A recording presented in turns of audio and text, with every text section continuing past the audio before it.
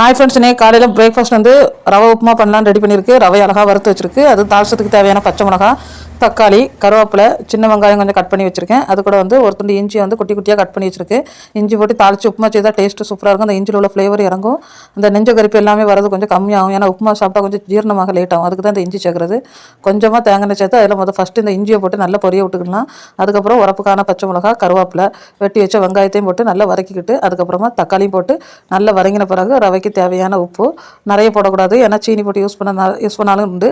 அதனால் வந்து அந்த ரவைக்கு தேவையான கொஞ்சம் உப்பு போட்டு நல்லா பரட்டி விட்டுக்கலாம். அந்த வெங்காயம் தக்காளி எல்லாமே நல்லா வதங்கணும். வதங்கினா தான் அந்த ஃப்ளேவர் இறங்கும்போது ரவை உப்புமா சூப்பராக இருக்கும். எல்லாம் நல்லா வதங்கிட்டு இந்த ஸ்டேஜில் நம்ம ஒரு கப்பு இன்றைக்கி 200 ரவைனா 500 தண்ணி ஊற்றினா போதும். 1.5 கப் தண்ணி எக்ஸ்ட்ரா ஊற்றணும். இதுக்கு முன்னாடி உள்ள கிச்சடியில் வந்து கூடுதல் தண்ணி வச்சுன்னா இதுக்கு ஒத்தையாக வரணும். அதனால் ஒரு 500 ml தண்ணி வச்சு நல்லா கொதிக்க விட்டுக்கணும். தண்ணி நல்லா கொதிக்கும் போது அந்த தக்காளியில் உள்ள ஜூஸ் எல்லாமே இறங்கும். வறுத்து வச்சிருந்த ரவையை நல்லா அழகாக போட்டு சூப்பராக நம்ம கிண்டி விட்டோம்னா இப்போ கரெக்டாக தம்மில் போட்டு வச்சிருந்தோம்னா சூப்பராக ஒத்தையாக வந்துடும். நம்ம எடுத்து சாப்பிடலாம். நாங்கள் பசங்களுக்கு நம்ம ரவையை எடுத்து வச்சு அதில் கொஞ்சமாக சீனி ஊற்றி சாப்பிட்டு பாருங்கள். சூப்பராக இருக்கும். இந்த மாடலில் நீங்கள் ரவை உப்புமா செய்து பாருங்கள். வீடியோ பிடிச்சிருந்தா லைக் பண்ணுங்கள், ஷேர் பண்ணுங்கள், கமெண்ட் பண்ணுங்கள். நம்ம சேனலை